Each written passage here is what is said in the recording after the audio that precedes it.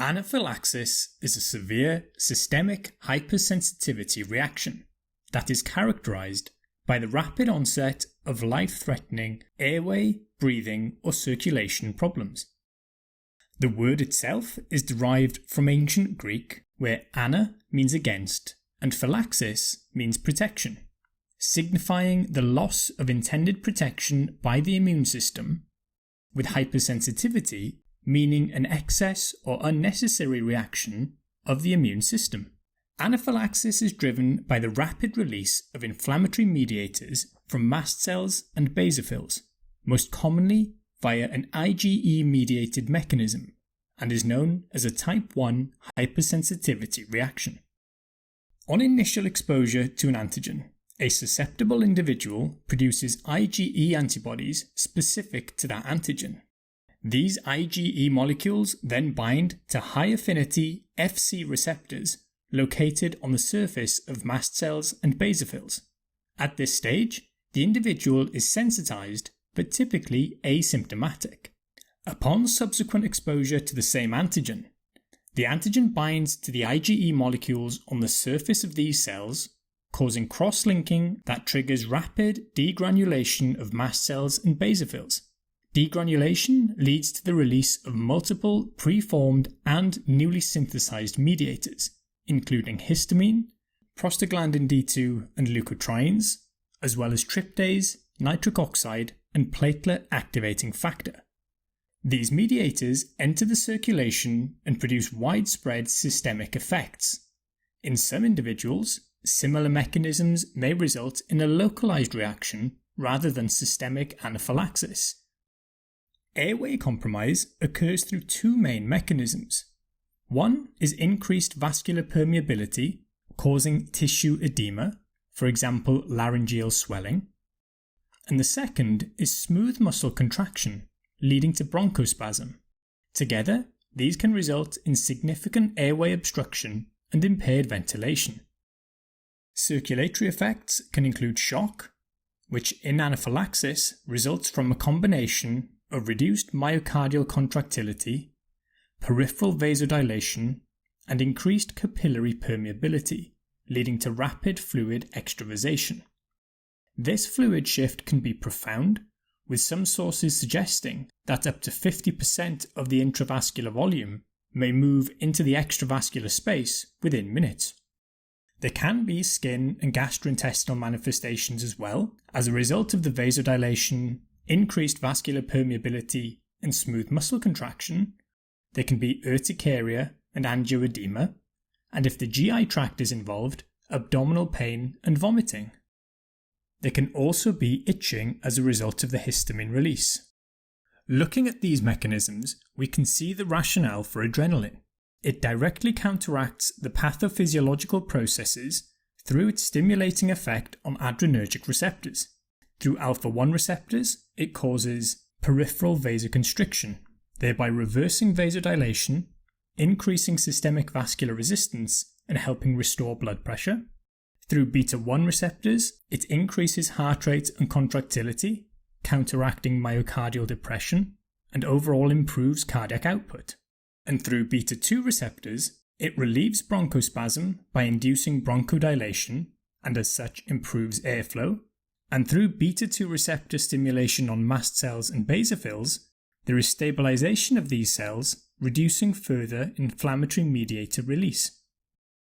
The mechanism we've discussed so far is IgE mediated, of which around a third of reactions are caused by foods, for example either ingestion, handling, or even aerosols coming from peanuts, egg, or shellfish. Other triggers can include drugs like penicillin or non-steroidal anti-inflammatories, which are the first and second most common drug-induced causes, and others include insect stings and latex. This remains under immunologic anaphylaxis, but there are also non-IgE mediated reactions, previously termed anaphylactoid reactions, that can occur as a result of activation and immune mediator release through another mechanism, for example IgG mediated, or complement activation, for example from blood products or monoclonal antibodies. Non-immunological mechanisms also exist, for example direct action on membranes of mast cells and basophils, radiocontrast media being a potential cause. Physical causes can include exercise, heat or cold also in some cases. In some instances, the cause can be unknown, termed idiopathic, but overall the clinical manifestations remain the same. One of the key features of anaphylaxis is the rapid onset, typically within minutes to hours, for example after ingestion.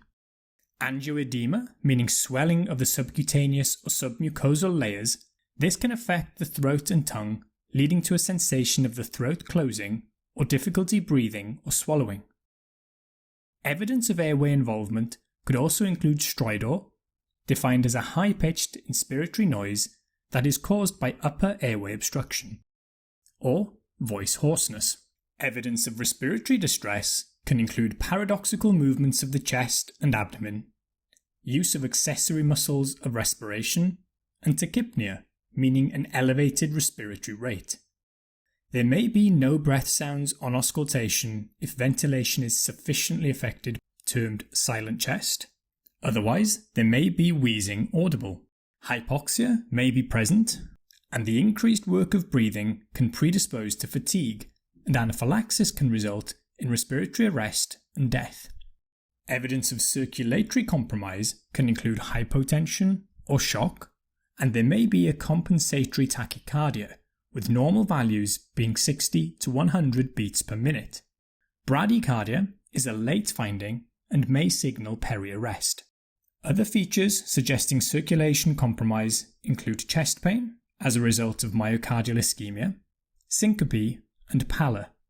Moving to D for disability, delirium can be a manifestation, as can agitation or loss of consciousness, and E for exposure includes skin or mucosal changes, which are commonly one of the first manifestations and seen in over 80% of cases, though they are not needed for a diagnosis. These are typically raised, itchy wheals. Rhinitis and conjunctivitis are possible early mucosal changes that may be a sign of early progressive respiratory involvement, and abdominal cramping, nausea and vomiting may suggest ingestion of the allergen, though these symptoms alone do not indicate anaphylaxis. The diagnosis is made on a clinical base, with rapid onset of airway, breathing or circulatory compromise with or without skin changes, typically following an exposure to a trigger. This may not always be evident, and differentials include acute severe asthma or sepsis, though presence of urticaria or angioedema in this context are suggestive of anaphylaxis. Tryptase levels can be taken as early as possible after initial management and should not delay management, and then taken again at 1 to 2 hours after initiation of symptoms, which should represent the peak value, and levels taken again at a time 24 hours or more later would establish a baseline.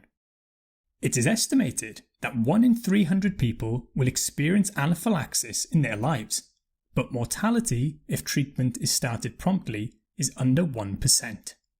The initial management may involve resuscitation, but the mainstay of treatment for anaphylaxis itself is administration of adrenaline, commonly given as an intramuscular injection in the anterolateral middle third of the thigh.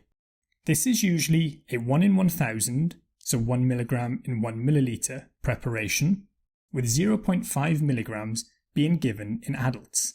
This can be repeated after 5 minutes if there is no improvement. Remember that in cases of cardiac arrest, intramuscular administration would not distribute well and as such be inadequate. Intravenous adrenaline can be given under specialist guidance if there is no response after 2 doses of intramuscular adrenaline.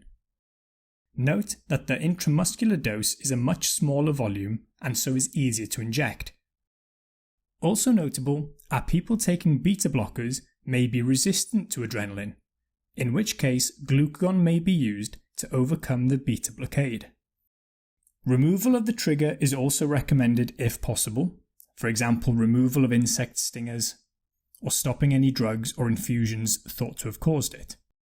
Other measures taken in the initial management can include an intravenous fluid bolus, especially in the cases of hypotension or shock. Nebulized adrenaline may be given as well if there is stridor, or nebulized beta-2 agonists such as salbutamol if wheezing on auscultation, but it is important to remember that none of these are replacements for intramuscular adrenaline. After the initial management, non-sedating antihistamines such as cetirizine can be given to aid with persisting skin symptoms, and corticosteroids are no longer recommended for routine use in acute management of anaphylaxis, though they may aid with ongoing skin reactions. Biphasic reactions, meaning a second wave of symptoms, can occur after the initial reaction, estimated to occur in 1 to 20% of patients, with most occurring within 8 to 12 hours, but can be as long as 72 hours.